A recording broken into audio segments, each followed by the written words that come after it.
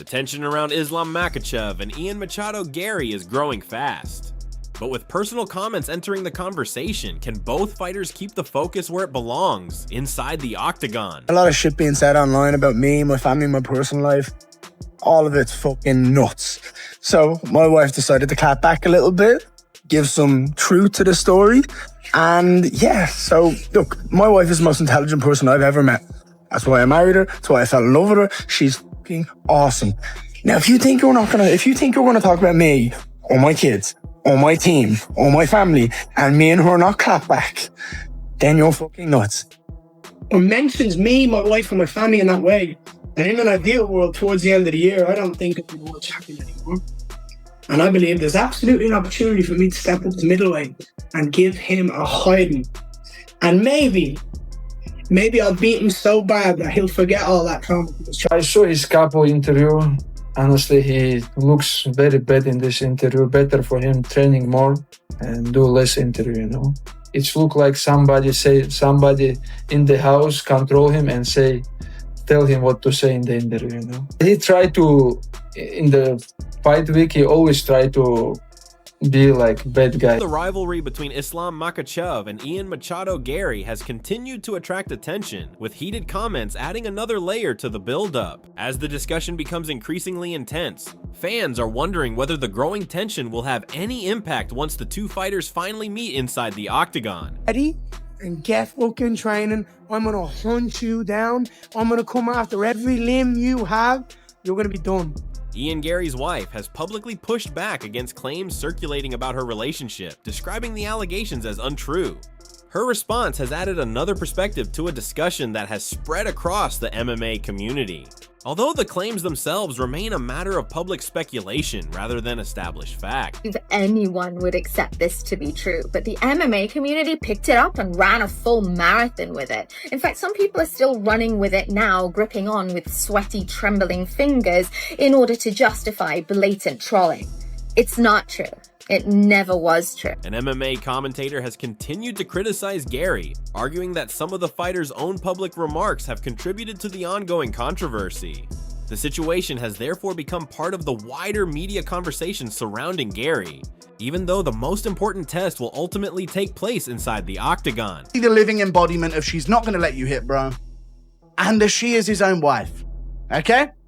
He said, if the world was run by women, we'd all live in a better world. If we just listen to them and let them take over, it would be an easier world. And he's just coming out with this stuff. I think Ian Garry's lost the fellas. Okay, we're going to listen to it in his own words. I think he's lost the support of the lads. Garry's wife has also addressed the criticism directed toward their relationship, suggesting that some of the attention may come from outside opinions rather than genuine concerns. She has rejected the rumors and defended their relationship, keeping the personal discussion separate from Garry's preparation for his upcoming fight. You married him, Ian. And that has really deeply shocked some people. It's shocked them so much that it's definitely not laced with sexism. It's affected their thoughts on everyone in the industry, including males who are dating females. An MMA personality has further fueled the debate by making comments about Garry's personal relationship instead of focusing entirely on his performances as a fighter. While those remarks have generated discussion among fans, they have little to do with the technical questions surrounding Garry's championship opportunity. Garry, you say that. A woman is in charge of your relationship and her ex-boyfriend is your stay-at-home nutritionist. And while he's eating steaks, you're eating vegan slop, okay, in the house. I'm just calling it how it is, dude. You love to think, well, if women were in charge, it'd be amazing. It'd be great if they were. One of them is in charge of your relationship, and her ex-boyfriend, who you've taken the name of, who she has a kid with, is your stay-at-home. Sean Strickland has also offered his opinion on Garry's personal situation, suggesting that the relationship could create distractions away from his fighting career. However, whether that actually affects Garry's performance is impossible to know from the outside, and the real answer will come when he competes. Talked, I knew it. Now I find out you're 26, She's fucking 40. The ex-fucking husband lives with you. You took the last name. Motherfucker, she wrote a book on how to be a wag. I didn't know the wag was until now, dude. This shit ain't right, dude. She's a succubus. You gotta run away, bro. Hot girls are a dime a dozen. We'll get you one. We'll get you ring girls. We'll get you two at the same time, bro. You gotta pull the ripcord, man. It ain't fucking right. Garry responded confidently to the ongoing discussion, making it clear that bringing his wife into the rivalry only adds motivation, rather than allowing the personal side of the story to define him. Garry has indicated that his response will ultimately have to come through his performance inside the octagon. Thick enough to believe that. And which means he's not learned from his loss. So, we're going to find out. But I promise you now, if he doesn't shoot on me in the first 30 seconds, it's going to be a very early night for me. Like, very early. You know, in light of this... And I don't like early fights. I don't like first-round knockouts. I don't work my ass off for 8 weeks to have 4 minutes of a fight.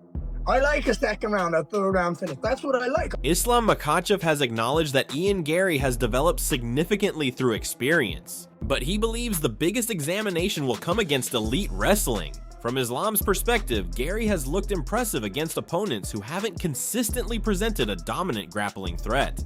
He believes a matchup with a high-level wrestler would create a completely different challenge.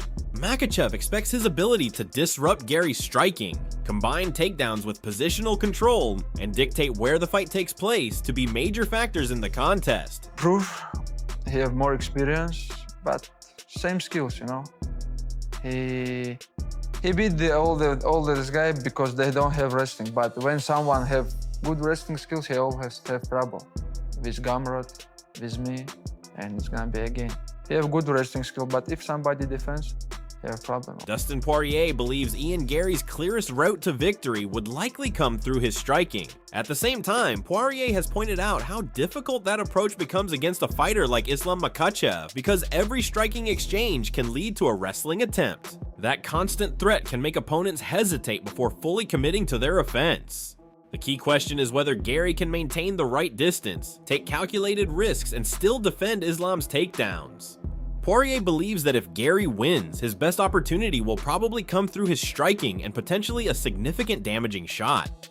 That's where if he wins, he's gonna win the fight there, on the feet. You know, he's gonna hurt Islam with a big shot or something, but to find that range and to get those shots off and to take the chances when you're worried about the takedowns, that's the thing. Can he do that?